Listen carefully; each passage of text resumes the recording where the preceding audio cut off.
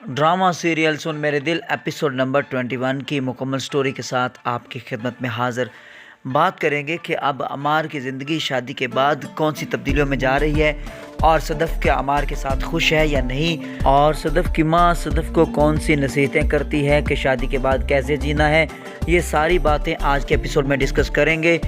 लेकिन सबसे पहले रिक्वेस्ट है, चैनल पर नए हैं तो चैनल को सब्सक्राइब कर दें, साथ में लगे बेल आइकन को दबा दें ताकि इस तरह की मज़ीद वीडियोस आप तक पहुंचती रहें। एपिसोड नंबर 21 के अंदर हम देखते हैं कि जब एपिसोड का आगाज़ होता है वहाँ सदफ़ अमार को मना रही है क्योंकि ऑफिस में सदफ़ ने बिलाल अब्दुल्ला का नाम लिया, जिस पर अमार खफा हो गया। और घर पहुँचे तो वहाँ हमने देखा कि अमार काफ़ी नाराज़ है और सदफ़ उसको मनाने की कोशिश कर रही है। रवायती बीवियों की तरह उसके पाँव से जूते भी उतारे और उसके पास मीठी और नरम बातें भी की और उसके लहजे को नरम करने की कोशिश की। ये सारी बातें हुई और उसके बाद हम देखते हैं कि अमार मान जाता है। इसके बाद हम देखते हैं रात हो जाती है और सो जाते हैं। फिर सुबह सवेर जब सदफ़ आवाज़ देती है कि अमार, लेकिन अमार वहाँ मौजूद नहीं क्योंकि अमार जा चुका है बाहर।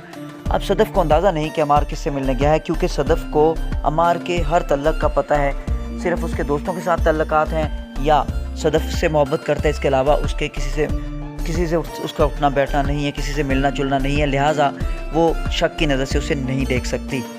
हम देखते हैं कि जनाब पहुंच चुके हैं अपनी पुरानी यूनिवर्सिटी की क्लास फ़ेलो जिसका नाम दानिया है उसके पास। और दानिया एक वो भी मोहब्बत करने वाली भाई, टूटी हुई बिखरी हुई डाइवोर्स्ड है और वो भी चला रही है, रो रही है। पूरे का पूरा जितना भी ड्रामे के अंदर कास्ट हमने देखी है सारे के सारे मोहब्बत में रो रहे हैं और वो भी डाइवोर्स्ड है और मोहब्बत की बातें कर रही है।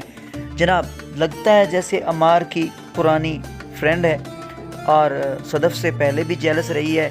और अब सदफ़ से जब उसकी शादी हो रही थी अमार की, तो वो कहती है मैं उड़कर यहाँ पहुँची हूँ शादी रुकवाने के लिए, लेकिन आपकी शादी इसके बाद हमें दिखाया जाता है कि वहाँ अमार बिलाल अब्दुल्ला अमार का इंटरेस्ट उसमें इतना ज़्यादा नहीं है, लेकिन अमार आखिर क्या लेने गया। यहाँ एक और गलती भी है कि हमें पूरे का पूरा ड्रामा जो अब तक दिखाया गया 21 एपिसोड तक, जब वो दानिया का कोई जिक्र नहीं है, पहले कोई ऐसा फ्रेंडशिप वाला किस्सा नहीं है अमार के साथ। तो फिर वहाँ बिलाल शादी के बाद लिखी हुई चीज अमार को अमार सदफ़ के लिए बार बार कहता है कि उससे लव मिलने लेटर क्यों है, जा रहा है। मतलब थोड़ा एक ही टॉन्ट किया एपिसोड वहाँ के पे। अंदर उसकी 2 मुलाकातें और हुई फिर हैं। जैसे ही तो मतलब सदफ़ अजीब उसको सा लग रहा है कि पकड़ा आखिर अमार थोड़ा दूर जाती है तो इस वो लड़की के साथ पहले सुनाता है और तल्लुकात उसके अंदर नहीं ये शो लिखा किए हुआ है गए, कि कोई ऐसी शादीशुदा बात नहीं ज़िंदगी दिखाई गई, गुजारने के लेकिन इस लिए एपिसोड के अंदर मोहब्बत हमें चाहिए दिखाया जाता है कि और अमार साथ को में कोई माफ़ मजबूरी करने का बनी हुई है, जज्बा उसकी बात चाहिए। सुनना ज़रूरी तो है। मतलब एक मतलब एक नसीहत ऐसी छोड़ी थ्रेट कि सी अब लगी आपको हुई है, बीच में प्रॉब्लम्स आएंगी तो तो आपने बड़ा अजीब सा एक लगा। दूसरे से दूसरी तरफ मोहब्बत हम रखनी देखते है हैं कि और एक अमार दूसरे के को घर माफ़ में करते रहना है सदफ़ और के जो घराना पेरेंट्स हैं सही वो आए गुजरेगा। हुए हैं मतलब मकान तो और मिट्टी और सदफ़ गाड़ी की से बनता है, वालदा लेकिन और घर उसका भाई मोहब्बत से बनता है खाने और पे माफ़ मौजूद करने से हैं। बनता है। यहाँ साथ लेट रहेंगे, पहुँचता है छोटी अमार, मोटी थोड़ी नोक-झोंक तशवीश तो सी होगी तो एक होती दूसरे है, को माफ़ करते रहना सदफ़ चाहिए। इस नाराज़गी तरह की ज़ाहिर बातें होती करती हैं है, वहाँ पे लेकिन फिर और जब उन खाने पे बातों इकट्ठे को होते भाई हैं अमार दिल सारा पे ले मामला लेता ठीक है। नज़र आता है। अब और उसके बाद हम तारीफ देखते भी हैं कि जब कर शाम हो रहा था एक जाती है जगह पे और कि वो बहुत फिर अच्छा अमार है, को कॉल आती है लेकिन यहाँ दानिया की तरफ उन्हीं से कि बातों को आओ दिल पे मुझे लिया, मिलने आ जाओ। ऑफिस में पहुंचा, इनकार करता है, लेकिन वो वहाँ कॉफ़ी इसरार करती मंगवाई, है कि आना लेकिन पड़ेगा सोच यही आपको। रहा है कि तो आखिर यहाँ इस हम देखते डायलॉग हैं के कि पीछे क्या है।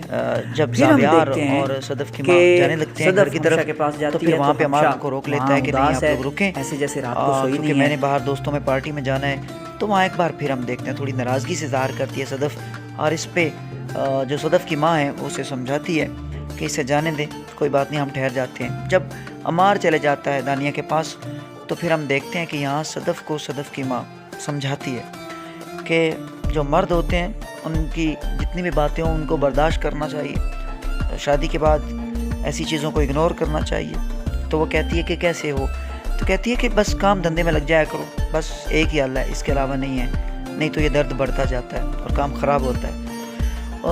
इस एपिसोड के अंदर भी हमें बिलाल अब्दुल्ला नहीं नज़र आए और हमेशा कभी सिर्फ एक ही सीन उदास परेशान क्योंकि बिलाल अब्दुल्ला नहीं है।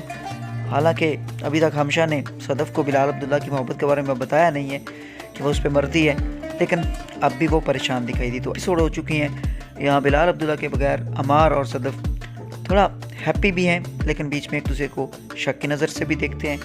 तो मतलब अभी वो शादी के बाद जो एक खुशी होती है वो भी मौजूद है और बीचों बीच जो एक दूसरे पे शक है वो भी है।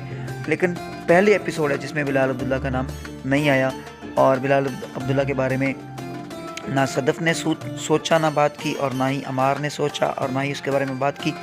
मतलब ये एपिसोड बिलाल अब्दुल्ला से पाक रही और हमशा से भी तकरीबन पाक रही। यहाँ अमार और सदफ़ का आपस में, लेकिन अनएक्सपेक्टेड एक जो किरदार यहाँ पे ड्रामे में आ गया है वो है दानिया का, जो कि पहले नहीं आया।